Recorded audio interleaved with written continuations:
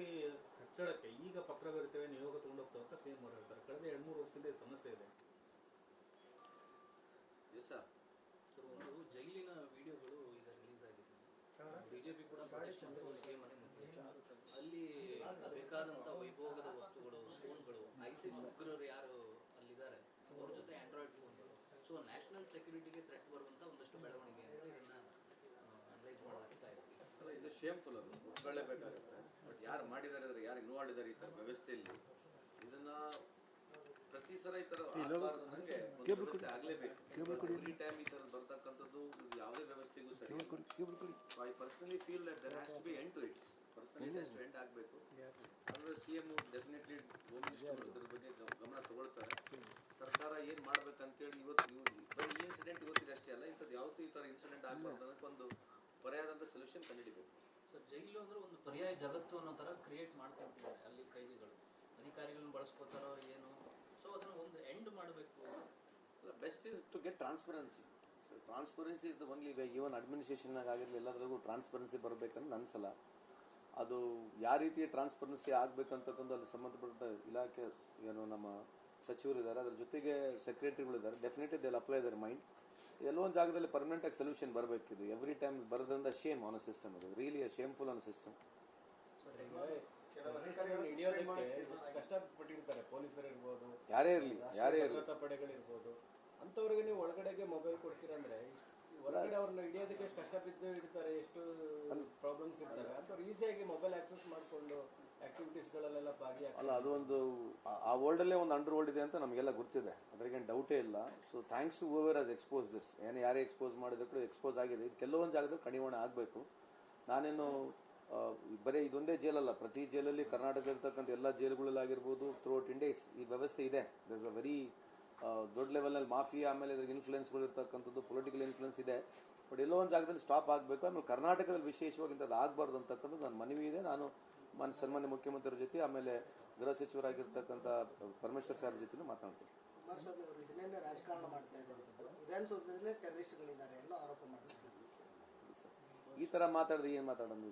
ಈಗ ಮಾತಾಡಿದ್ರೆ ಏನು ಮಾತಾಡೋದು? ವಿಧಾನಸೌಧ ಟೆರರಿಸ್ಟ್ ಇದ್ದಾರೆ ಅಂತ ಏನು ಅರ್ಥ ಹೇಳಿದ್ರು? ಮತ್ತೆ ಅವ್ರು ಟೆರರಿಸ್ಟ್ ಇದಾರೆ ಅಂತ ಮತ್ತೆ ಅವ್ರು ಹಿಡಿಬೇಕಲ್ಲ, ಕುಮಾರಸ್ವಾಮಿ ಹಿಡಿಬೇಕಲ್ಲ. ಟೆರರಿಸ್ಟ್ ಇದಾರೆ ಅಂತ ಮತ್ತೆ ಅವ್ರು ಯಾಕೆ ಸುಮ್ಮನೆ ಕೂತ್ಕೊಂಡಿದಾರಂತ? ಕುಮಾರಣ್ಣ ಅವ್ರು ಯಾಕೆ ಸುಮ್ಮನೆ ಕೂತ್ಕೊಂಡಿದ್ದಾರೆ ಅಂತ? ಟೆರರಿಸ್ಟ್ ಇದ್ರೆ ಹಿಡಿಬೇಕಲ್ಲ ಅವರು. ಕೇಂದ್ರ ಸರ್ಕಾರ ಅವ್ರ ಕೈಗೈತಲ್ಲ. ಸ್ವತಃ ಅವ್ರಿಗೆ ಅಷ್ಟು ಐಡಿಯಾ ಇದ್ದಾರೆ ಯಾರು ಟೆರರಿಸ್ಟ್ ಇದ್ದಾರೆ ಅಂತ ಅವ್ರಿಗೆ ಗುರುತಿದ್ರೆ ಮತ್ತೆ ಕೊಡಬೇಕು, ಅಥವಾ ಅವರೇ ಹೋಗಿ ಹಿಡಿದು ಬಿಡಬೇಕಲ್ಲ. ಯಾಕೆ ಹಿಡಿಬಾರ್ದು? ಅವರು ಅಷ್ಟು ಮಾಹಿತಿ ಇದ್ರೆ, ಅಷ್ಟು ಖಚಿತವಾದಂಥ ಮಾಹಿತಿ ವಿಧಾನಸೌಧದಲ್ಲಿ ಟೆರರಿಸ್ಟ್ ಇದ್ದಾರೆ ಅಂತ ಹೇಳಿದ್ರೆ ಯಾವ ದೃಷ್ಟಿಯಿಂದ ಹೇಳಿದ್ರೆ ಗೊತ್ತಿಲ್ಲ. ಸೊ ಹೇಳಿದ್ರೆ ಮತ್ತೆ ಆ ಥರ ಮಾಹಿತಿ ಇದ್ರೆ ಮತ್ತೆ ಅವರೇ ಮತ್ತೆ ಈ ದೇಶದ ಸಚಿವರಾಗಿ ನಡೀತಕ್ಕಂಥ ಸೆಂಟ್ರಲ್ ಗೌರ್ಮೆಂಟ್ ಮಿನಿಸ್ಟರ್ ಆಗಿ ರೀತಿ ಮಾತಾಡಿದ್ರೆ ನಾವೇನು ಉತ್ತರ ಕೊಡೋಣ ಅವರಿಗೆ? ಅಲ್ಲ, ಈಗ ರಾಷ್ಟ್ರ ಮಟ್ಟದಲ್ಲಿ ಕರ್ನಾಟಕದ ಮರ್ಯಾದೆ ಹರಾಜಾದಂಗೆ ಆಗಿದೆ ಸರ್ ಈಗ.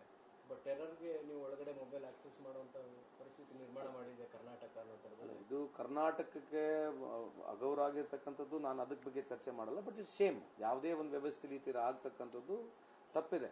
ಅದಕ್ಕೆ ಕರ್ನಾಟಕನೇ ಕಾರಣ ಆಗೋದಿಲ್ಲ. ಕೆಲವು ಸಂಬಂಧಪಟ್ಟಿರ್ತಕ್ಕಂಥ ಆಫೀಸರ್ಸ್ಗಳು ಯಾರಿದ್ದಾರೆ ಅದನ್ನ ಕಂಡುಹಿಡಿಬೇಕು, ಅವ್ರನ್ನ ಏನು ಕಾನೂನು ಪ್ರಕಾರ ಇದೆ ಕ್ರಮ ತಗೋಬೇಕು. ಅದಕ್ಕೆ it is not a shame to the Karnataka. Definitely ಸರಿ, FRP ಹೆಚ್ಚಳಕ್ಕೆ ಈಗ ಪತ್ರವಿರುತ್ತವೆ ನಿಯೋಗ ತಗೊಂಡೋಗ್ತಾವೆ ಅಂತ ಸಿಎಂ ಅವರು ಹೇಳ್ತಾರೆ. ಕಳೆದ 2-3 ವರ್ಷದಿಂದ ಸಮಸ್ಯೆ ಇದೆ. ಒಂದು ಜೈಲಿನ ವಿಡಿಯೋಗಳು ಈಗ ರಿಲೀಸ್ ಆಗಿದೆ. ಬಿಜೆಪಿ ಕೂಡ ಪ್ರೊಟೆಸ್ಟ್ ಮಾಡಿದ್ರು ಸಿಎಂ ಮನೆ ಮುಂದೆ.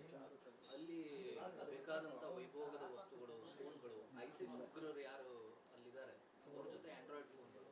ಸೊ ನ್ಯಾಷನಲ್ ಸೆಕ್ಯೂರಿಟಿಗೆ ಥ್ರೆಟ್ ಬರುವಂತ ಒಂದಷ್ಟು ಬೆಳವಣಿಗೆ ಅಂತ ಇದನ್ನ ಅನಲೈಸ್ ಮಾಡಲಾಗ್ತಾ ಇದೆ. ಇದು ಶೇಮ್ಫುಲ್, ಅದು ಒಪ್ಕೊಳ್ಳೇಬೇಕಾಗುತ್ತೆ. ಬಟ್ ಯಾರು ಮಾಡಿದ್ದಾರೆ ಅಂದರೆ ಯಾರು ಇನ್ವಾಲ್ವ್ ಇದ್ದಾರೆ ಈ ಥರ ವ್ಯವಸ್ಥೆಯಲ್ಲಿ, ಇದನ್ನ ಪ್ರತಿ ಸಲ ಈ ಥರ ನನಗೆ ಒಂದು ವ್ಯವಸ್ಥೆ ಆಗಲೇಬೇಕು. ಎವ್ರಿ ಟೈಮ್ ಈ ಥರ ಬರ್ತಕ್ಕಂಥದ್ದು ಯಾವುದೇ ವ್ಯವಸ್ಥೆಗೂ ಸರಿ.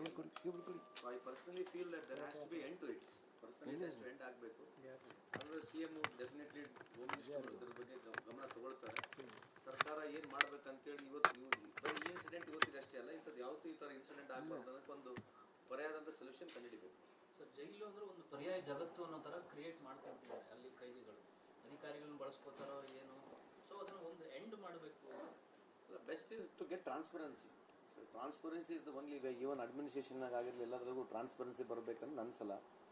ಅದು ಯಾವ ರೀತಿ ಟ್ರಾನ್ಸ್ಪರೆನ್ಸಿ ಆಗಬೇಕಂತಕ್ಕಂಥ ಅಲ್ಲಿ ಸಂಬಂಧಪಟ್ಟ ಇಲಾಖೆ ಏನು ನಮ್ಮ ಸಚಿವರಿದ್ದಾರೆ, ಅದ್ರ ಜೊತೆಗೆ ಸೆಕ್ರೆಟರಿಗಳಿದ್ದಾರೆ. Definitely they apply their mind. ಎಲ್ಲೋ ಒಂದು ಜಾಗದಲ್ಲಿ ಪರ್ಮನೆಂಟ್ ಆಗಿ ಸೊಲ್ಯೂಷನ್ ಬರಬೇಕಿದು. ಎವ್ರಿ ಟೈಮ್ ಬರೋದ್ರಿಂದ ಶೇಮ್ ಆನ್ ಸಿಸ್ಟಮ್, ಅದು ರಿಯಲಿ ಶೇಮ್ಫುಲ್ ಆನ್ ಸಿಸ್ಟಮ್. ಹಿಡಿಯೋದಕ್ಕೆ ಎಷ್ಟು ಕಷ್ಟಪಟ್ಟಿರ್ತಾರೆ ಪೊಲೀಸರು ಇರ್ಬೋದು, ಯಾರೇ ಇರಲಿ ಭದ್ರತಾ ಪಡೆಗಳಿರ್ಬೋದು, ಅಂತವ್ರಿಗೆ ನೀವು ಒಳಗಡೆಗೆ ಮೊಬೈಲ್ ಕೊಡ್ತೀರಂದ್ರೆ ಹೊರಗಡೆ ಅವ್ರನ್ನ ಹಿಡಿಯೋದಕ್ಕೆ ಎಷ್ಟು ಕಷ್ಟ ಬಿದ್ದು ಇಡ್ತಾರೆ, ಎಷ್ಟು ಪ್ರಾಬ್ಲಮ್ಸ್ ಇರ್ತವೆ. ಅಂತವ್ರು ಈಸಿಯಾಗಿ ಮೊಬೈಲ್ ಆಕ್ಸೆಸ್ ಮಾಡಿಕೊಂಡು ಆಕ್ಟಿವಿಟೀಸ್ಗಳಲ್ಲೆಲ್ಲ ಭಾಗಿಯಾಗ್ತಾರೆ. ಅಲ್ಲ, ಅದು ಒಂದು ಆ ವರ್ಲ್ಡಲ್ಲೇ ಒಂದು ಅಂಡರ್ ವರ್ಲ್ಡ್ ಇದೆ ಅಂತ ನಮಗೆಲ್ಲ ಗೊತ್ತಿದೆ, ಅದ್ರಾಗೇನು ಡೌಟೇ ಇಲ್ಲ. So thanks to whoever has expose this. ಯಾರೇ ಎಕ್ಸ್ಪೋಸ್ ಮಾಡಿದ್ರು ಎಕ್ಸ್ಪೋಸ್ ಆಗಿದೆ. ಇದು ಕೆಲವೊಂದು ಜಾಗದಲ್ಲಿ ಕಡಿವಾಣ ಆಗಬೇಕು. ನಾನೇನು ಬರೀ ಇದೊಂದೇ ಜೈಲಲ್ಲ, ಪ್ರತಿ ಜೈಲಲ್ಲಿ ಕರ್ನಾಟಕ ಇರ್ತಕ್ಕಂಥ ಎಲ್ಲ ಜೈಲುಗಳಲ್ಲಾಗಿರ್ಬೋದು ಥ್ರೂಔಟ್ ಇಂಡಿಯಾ ಈ ವ್ಯವಸ್ಥೆ ಇದೆ. ದರ್ ಇಸ್ ಅ ವೆರಿ ದೊಡ್ಡ ಲೆವೆಲಲ್ಲಿ ಮಾಫಿಯಾ, ಆಮೇಲೆ ಇದ್ರಿಗೆ ಇನ್ಫ್ಲುಯೆನ್ಸ್ಗಳು ಇರ್ತಕ್ಕಂಥದ್ದು, ಪೊಲಿಟಿಕಲ್ ಇನ್ಫ್ಲುಯೆನ್ಸ್ ಇದೆ. ಬಟ್ ಎಲ್ಲೋ ಒಂದು ಜಾಗದಲ್ಲಿ ಸ್ಟಾಪ್ ಆಗಬೇಕು. ಆಮೇಲೆ ಕರ್ನಾಟಕದಲ್ಲಿ ವಿಶೇಷವಾಗಿ ಇಂಥದ್ದು ಆಗಬಾರ್ದು ಅಂತಕ್ಕಂಥದ್ದು ನನ್ನ ಮನವಿ ಇದೆ. ನಾನು ಸನ್ಮಾನ್ಯ ಮುಖ್ಯಮಂತ್ರಿಗಳ ಜೊತೆ ಆಮೇಲೆ ಗೃಹ ಸಚಿವರಾಗಿರ್ತಕ್ಕಂಥ ಪರಮೇಶ್ವರ್ ಸಾಹೇಬ್ ಜೊತೆ ಮಾತಾಡ್ತೀನಿ. ಕುಮಾರಸ್ವಾಮಿ ಅವರು ಇದನ್ನೇ ರಾಜಕಾರಣ ಮಾಡ್ತಾ ಇರುವಂಥದ್ದು. ವಿಧಾನಸೌಧದಲ್ಲೇ ಟೆರರಿಸ್ಟ್ಗಳಿದ್ದಾರೆ ಅನ್ನೋ ಆರೋಪ ಮಾಡ್ತಾರೆ. ಈ ಥರ ಮಾತಾಡಿದ್ರೆ ಏನು ಮಾತಾಡೋದು? ಈಗ ಮಾತಾಡಿದ್ರೆ ಏನು ಮಾತಾಡೋದು? ವಿಧಾನಸೌಧ ಟೆರರಿಸ್ಟ್ ಇದ್ದಾರೆ ಅಂತ ಏನು ಅರ್ಥ ಇದೆ? ಮತ್ತು ಅವ್ರು ಟೆರರಿಸ್ಟ್ ಇದಾರೆ ಅಂತ ಮತ್ತೆ ಅವರೇ ಹಿಡಿಬೇಕಲ್ಲ. ಕುಮಾರಸ್ವಾಮಿ ಹಿಡಿಬೇಕಲ್ಲ. ಟೆರರಿಸ್ಟ್ ಇದಾರೆ ಅಂತ ಮತ್ತೆ ಅವ್ರು ಯಾಕೆ ಸುಮ್ಮನೆ ಕೂತ್ಕೊಂಡಿದಾರಂತ? ಕುಮಾರಣ್ಣ ಅವ್ರು ಯಾಕೆ ಸುಮ್ಮನೆ ಕೂತ್ಕೊಂಡಿದ್ದಾರೆ ಅಂತ ಮತ್ತೆ ಟೆರರಿಸ್ಟ್ ಇದ್ರೆ ಹಿಡಿಬೇಕಲ್ಲ ಅವರು. ಕೇಂದ್ರ ಸರ್ಕಾರ ಅವ್ರ ಕೈಗೈತಲ್ಲ. ಸ್ವತಃ ಅವ್ರಿಗೆ ಅಷ್ಟು ಐಡಿಯಾ ಇದ್ದಾರೆ ಯಾರು ಟೆರರಿಸ್ಟ್ ಇದ್ದಾರೆ ಅಂತ ಅವ್ರಿಗೆ ಗುರ್ತಿದ್ರೆ ಮತ್ತೆ ಕೊಡಬೇಕು, ಅಥವಾ ಅವರೇ ಹೋಗಿ ಹಿಡಿದು ಬಿಡ್ಬೇಕಲ್ಲ. ಯಾಕೆ ಹಿಡಿಬಾರ್ದು? ಅವರು ಅಷ್ಟು ಮಾಹಿತಿ ಇದ್ರೆ, ಅಷ್ಟು ಖಚಿತವಾದಂಥ ಮಾಹಿತಿ ವಿಧಾನಸೌಧದಲ್ಲೇ ಟೆರರಿಸ್ಟ್ ಇದ್ದಾರೆ ಅಂತ ಹೇಳಿದ್ರೆ ಯಾವ ದೃಷ್ಟಿಯಿಂದ ಹೇಳಿದ್ರೆ ಗೊತ್ತಿಲ್ಲ. ಸೊ ಹೇಳಿದ್ರೆ ಮತ್ತೆ ಆ ಥರ ಮಾಹಿತಿ ಇದ್ರೆ ಮತ್ತೆ ಅವರೇ ಮತ್ತೆ ಈ ದೇಶದ ಸಚಿವರಾಗಿ ನಡೀತಕ್ಕಂಥ ಸೆಂಟ್ರಲ್ ಗೌರ್ಮೆಂಟ್ ಮಿನಿಸ್ಟರ್ ಆಗಿ ರೀತಿ ಮಾತಾಡಿದ್ರೆ ನಾವೇನು ಉತ್ತರ ಕೊಡೋಣ ಅವರಿಗೆ? ಅಲ್ಲ, ಈಗ ರಾಷ್ಟ್ರ ಮಟ್ಟದಲ್ಲಿ ಕರ್ನಾಟಕದ ಮರ್ಯಾದೆ ಹರಾಜಾದಂಗೆ ಆಗಿದೆ ಸರ್ ಈಗ. ಬಟ್ ಟೆರರ್ಗೆ ನೀವು ಒಳಗಡೆ ಮೊಬೈಲ್ ಆಕ್ಸೆಸ್ ಮಾಡುವಂಥ ಪರಿಸ್ಥಿತಿ ನಿರ್ಮಾಣ ಮಾಡಿದೆ ಕರ್ನಾಟಕ ಅನ್ನೋಂಥದ್ದು. ಇದು ಕರ್ನಾಟಕಕ್ಕೆ ಅಗೌರವ ಆಗಿರ್ತಕ್ಕಂಥದ್ದು. ನಾನು ಅದಕ್ಕೆ ಬಗ್ಗೆ ಚರ್ಚೆ ಮಾಡಲ್ಲ. But it's same. ಯಾವುದೇ ಒಂದು ವ್ಯವಸ್ಥೆ ರೀತಿ ಆಗ್ತಕ್ಕಂಥದ್ದು ತಪ್ಪಿದೆ. ಅದಕ್ಕೆ ಕರ್ನಾಟಕನೇ ಕಾರಣ ಆಗೋದಿಲ್ಲ. ಕೆಲವು ಸಂಬಂಧಪಟ್ಟಿರ್ತಕ್ಕಂಥ ಆಫೀಸರ್ಸ್ಗಳು ಯಾರಿದ್ದಾರೆ ಅದನ್ನ ಕಂಡುಹಿಡಿಬೇಕು. ಅವ್ರನ್ನ ಏನು ಕಾನೂನು ಪ್ರಕಾರ ಇದೆ ಕ್ರಮ ತಗೋಬೇಕು. ಅದಕ್ಕೆ it is not a shame to the Karnataka, definitely.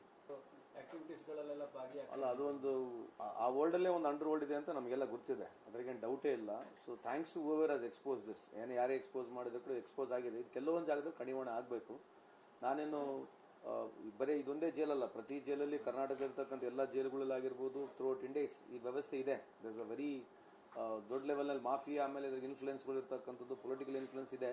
But ಎಲ್ಲೋ ಒಂದು ಜಾಗದಲ್ಲಿ ಸ್ಟಾಪ್ ಆಗಬೇಕು. ಆಮೇಲೆ ಕರ್ನಾಟಕದಲ್ಲಿ ವಿಶೇಷವಾಗಿ ಇಂಥದ್ದು ಆಗಬಾರ್ದು ಅಂತಕ್ಕಂಥದ್ದು ನನ್ನ ಮನವಿ ಇದೆ. ನಾನು ಸನ್ಮಾನ್ಯ ಮುಖ್ಯಮಂತ್ರಿಗಳ ಜೊತೆ ಆಮೇಲೆ ಗೃಹ ಸಚಿವರಾಗಿರ್ತಕ್ಕಂಥ ಪರಮೇಶ್ವರ್ ಸಾಹೇಬ್ ಜೊತೆ ಮಾತಾಡ್ತೀನಿ. ಕುಮಾರಸ್ವಾಮಿ ಅವರು ಇದನ್ನೇ ರಾಜಕಾರಣ ಮಾಡ್ತಾ ಇರುವಂಥದ್ದು. ವಿಧಾನಸೌಧದಲ್ಲೇ ಟೆರರಿಸ್ಟ್ಗಳಿದ್ದಾರೆ ಅನ್ನೋ ಆರೋಪ ಮಾಡ್ತಾರೆ. ಈ ಥರ ಮಾತಾಡಿದ್ರೆ ಏನು ಮಾತಾಡೋದು? ಈಗ ಮಾತಾಡಿದ್ರೆ ಏನು ಮಾತಾಡೋದು? ವಿಧಾನಸೌಧ ಟೆರರಿಸ್ಟ್ ಇದ್ದಾರೆ ಅಂತ ಏನು ಅರ್ಥ ಇದೆ? ಮತ್ತು ಅವ್ರು ಟೆರರಿಸ್ಟ್ ಇದ್ದಾರೆ ಅಂತ ಮತ್ತೆ ಅವರೇ ಹಿಡಿಬೇಕಲ್ಲ. ಕುಮಾರಸ್ವಾಮಿ ಹಿಡಿಬೇಕಲ್ಲ. ಟೆರರಿಸ್ಟ್ ಇದ್ದಾರೆ ಅಂತ ಮತ್ತೆ ಅವ್ರು ಯಾಕೆ ಸುಮ್ಮನೆ ಕೂತ್ಕೊಂಡಿದಾರಂತ? ಕುಮಾರಣ್ಣ ಅವ್ರು ಯಾಕೆ ಸುಮ್ಮನೆ ಕೂತ್ಕೊಂಡಿದ್ದಾರೆ ಅಂತ ಮತ್ತೆ ಟೆರರಿಸ್ಟ್ ಇದ್ರೆ ಹಿಡಿಬೇಕಲ್ಲ ಅವರು. ಕೇಂದ್ರ ಸರ್ಕಾರ ಅವ್ರ ಕೈಗೈತಲ್ಲ. ಸ್ವತಃ ಅವ್ರಿಗೆ ಅಷ್ಟು ಐಡಿಯಾ ಇದ್ದಾರೆ ಯಾರು ಟೆರರಿಸ್ಟ್ ಇದ್ದಾರೆ ಅಂತ ಅವ್ರಿಗೆ ಗುರ್ತಿದ್ರೆ ಮತ್ತೆ ಕೊಡಬೇಕು, ಅಥವಾ ಅವರೇ ಹೋಗಿ ಹಿಡಿದು ಬಿಡ್ಬೇಕಲ್ಲ. ಯಾಕೆ ಹಿಡಿಬಾರ್ದು? ಅವರು ಅಷ್ಟು ಮಾಹಿತಿ ಇದ್ರೆ, ಅಷ್ಟು ಖಚಿತವಾದಂಥ ಮಾಹಿತಿ ವಿಧಾನಸೌಧದಲ್ಲೇ ಟೆರರಿಸ್ಟ್ ಇದ್ದಾರೆ ಅಂತ ಹೇಳಿದ್ರೆ ಯಾವ ದೃಷ್ಟಿಯಿಂದ ಹೇಳಿದ್ರೆ ಗೊತ್ತಿಲ್ಲ. ಸೊ ಹೇಳಿದ್ರೆ ಮತ್ತೆ ಆ ಥರ ಮಾಹಿತಿ ಇದ್ರೆ ಮತ್ತೆ ಅವರೇ ಮತ್ತೆ ಈ ದೇಶದ ಸಚಿವರಾಗಿ ನಡೀತಕ್ಕಂಥ ಸೆಂಟ್ರಲ್ ಗೌರ್ಮೆಂಟ್ ಮಿನಿಸ್ಟರ್ ಆಗಿ ರೀತಿ ಮಾತಾಡಿದ್ರೆ ನಾವೇನು ಉತ್ತರ ಕೊಡೋಣ ಅವರಿಗೆ? ಅಲ್ಲ, ಈಗ ರಾಷ್ಟ್ರ ಮಟ್ಟದಲ್ಲಿ ಕರ್ನಾಟಕದ ಮರ್ಯಾದೆ ಹರಾಜಾದಂಗೆ ಆಗಿದೆ ಸರ್ ಈಗ. ಬಟ್ ಟೆರರ್ಗೆ ನೀವು ಒಳಗಡೆ ಮೊಬೈಲ್ ಆಕ್ಸೆಸ್ ಮಾಡುವಂಥ ಪರಿಸ್ಥಿತಿ ನಿರ್ಮಾಣ ಮಾಡಿದೆ ಕರ್ನಾಟಕ ಅನ್ನೋಂಥದ್ದು. ಇದು ಕರ್ನಾಟಕಕ್ಕೆ ಅಗೌರವ ಆಗಿರ್ತಕ್ಕಂಥದ್ದು. ನಾನು ಅದಕ್ಕೆ ಬಗ್ಗೆ ಚರ್ಚೆ ಮಾಡಲ್ಲ. But it's same. ಯಾವುದೇ ಒಂದು ವ್ಯವಸ್ಥೆ ರೀತಿ ಆಗ್ತಕ್ಕಂಥದ್ದು ತಪ್ಪಿದೆ. ಅದಕ್ಕೆ ಕರ್ನಾಟಕನೇ ಕಾರಣ ಆಗೋದಿಲ್ಲ. ಕೆಲವು ಸಂಬಂಧಪಟ್ಟಿರ್ತಕ್ಕಂಥ ಆಫೀಸರ್ಸ್ಗಳು ಯಾರಿದ್ದಾರೆ ಅದನ್ನ ಕಂಡುಹಿಡಿಬೇಕು. ಅವ್ರನ್ನ ಏನು ಕಾನೂನು ಪ್ರಕಾರ ಇದೆ ಕ್ರಮ ತಗೋಬೇಕು. ಅದಕ್ಕೆ it is not a shame to the Karnataka, definitely.